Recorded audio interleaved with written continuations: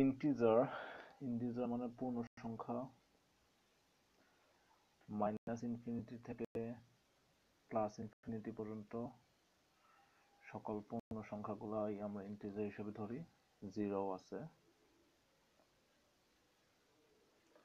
এখন ইন্টিজার দুই রকম হতে পারে, অড অথবা ইভেন, জোড় অথবা বিজোড় পূর্ণ সংখ্যা।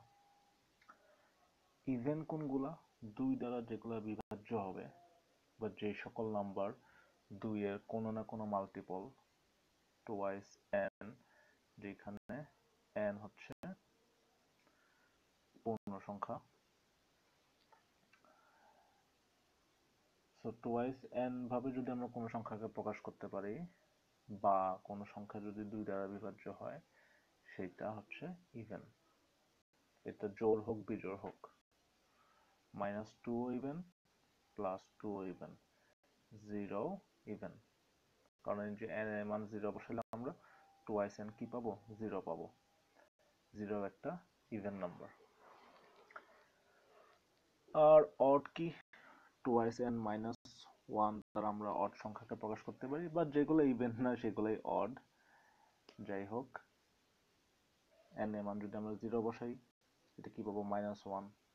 n এর মান যদি আমরা 1 বসাই, তাহলে কি পাবো? +1। এরকম আর কি। সো অড আর ইভেন আমরা বুঝলাম। আর অড ইভেন যেহেতু বললাম, তাহলে পজিটিভ নেগেটিভ নাম্বারটা একটু বলে ফেলি। সেটা হচ্ছে গ্রেটার দেন 0 হইলে পজিটিভ নাম্বার, লেস দেন 0 হইলে নেগেটিভ নাম্বার। 0 কিন্তু পজিটিভ বা নেগেটিভ কোনো কিছু না। 0 এমনিতে ইভেন নাম্বার, কিন্তু পজিটিভ বা নেগেটিভ কিছু না, এটা হচ্ছে নিউট্রাল। 0 neutral number. 0 ডান পাশেগুলো হচ্ছে পজিটিভ নাম্বার লাইনে, 0 ডান পাশ পজিটিভ, বাম পাশ নেগেটিভ। প্লাস আর মাইনাস অ্যাকচুয়ালি আসলে দিক নির্দেশ করে আর কি। আর যাই হোক, ওইগুলো নিয়ে এখন আগানোর দরকার নাই। তো পজিটিভ নেগেটিভ অড ইভেন গেল। আর নন নেগেটিভ কোনগুলো? নন নেগেটিভ হইতেছে গ্রেটার ইকুয়াল 0, মানে 0 নন নেগেটিভের মধ্যে পড়ে। 0 থেকে আমি +ইনফিনিটি পর্যন্ত গেলে এরা নেগেটিভ না, তবে 0 আবার পজিটিভও না, 0 হচ্ছে নিউট্রাল। ওকে, এখন আমাদের এই চ্যাপ্টারে বেশি ইউজ হবে যে প্রপার্টিগুলা, সেটা হইতেছে দুইটা অড যোগ বিয়োগ করলে কি হয়, গুণ করলে কি হয়, অড ইভেন এদের মধ্যে যোগ বিয়োগ গুণ করলে কি হয় সেটা।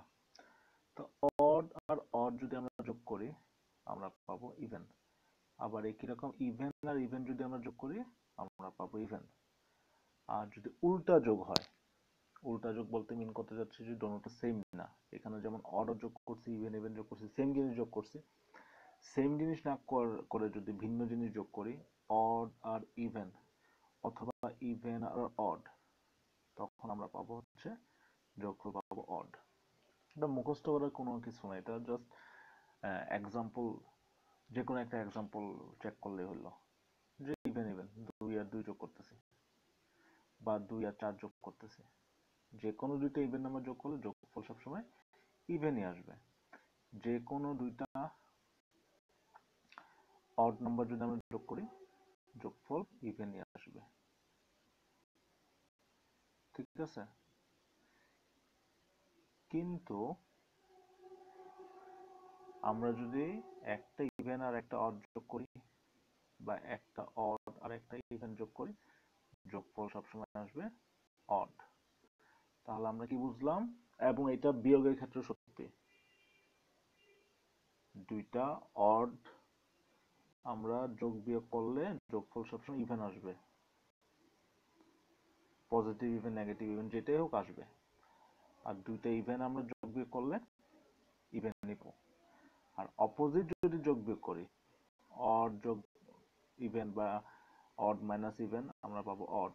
ইভেন যোগ অড বা ইভেন মাইনাস অড, আমরা পাবো অড।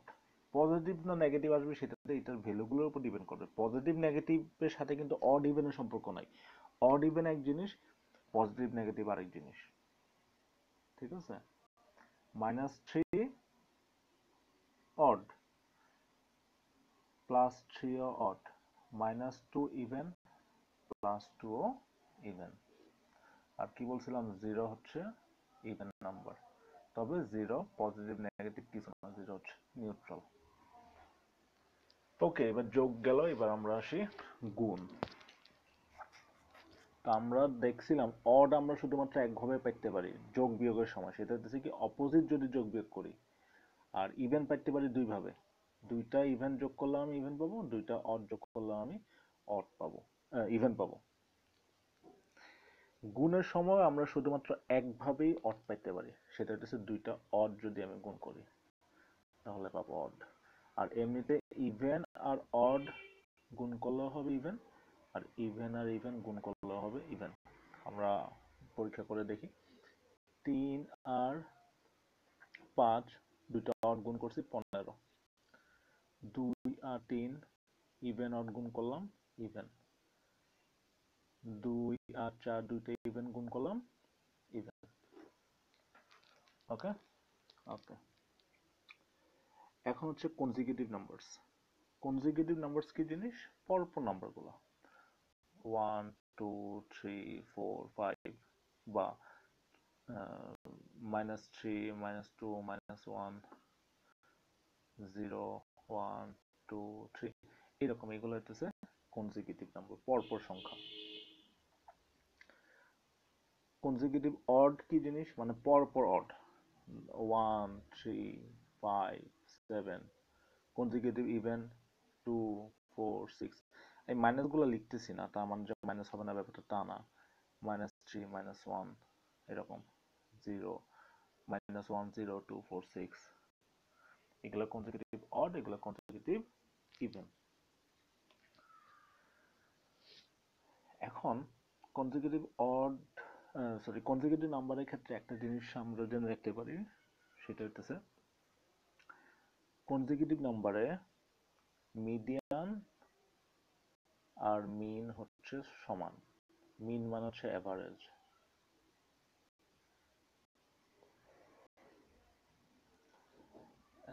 মিডিয়ান কি জিনিস? মিডিয়ান হচ্ছে যে আমি যদি অ্যাসেন্ডিং অর্ডারে সাজাই, ছোট থেকে বড় অর্ডারে যদি সংখ্যাগুলোকে সাজাই, ওইটা ঠিক মাঝখানের সংখ্যাটা হচ্ছে মিডিয়ান।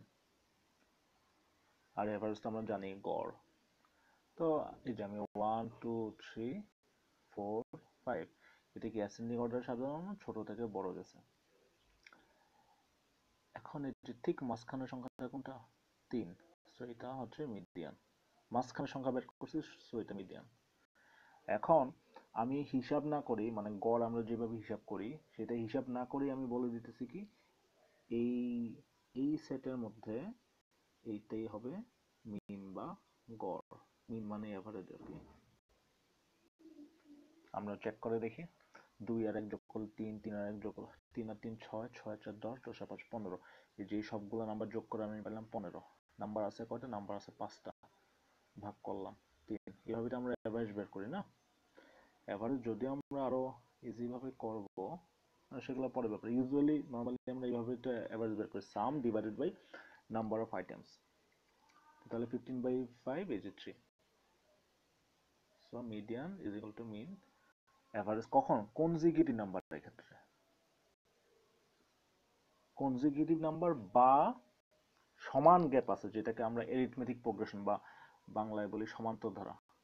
এই যে কনজিকিউটিভ নাম্বার কিন্তু কাইন্ড অফ সমান্তর ধারে, আর বাংলা হাতে লেখা খুব বাজে, ইংরেজি হাতে লেখা বাজে, যাই হোক, সমান্তর ধারা বা এরিথমেটিক প্রোগ্রেশন।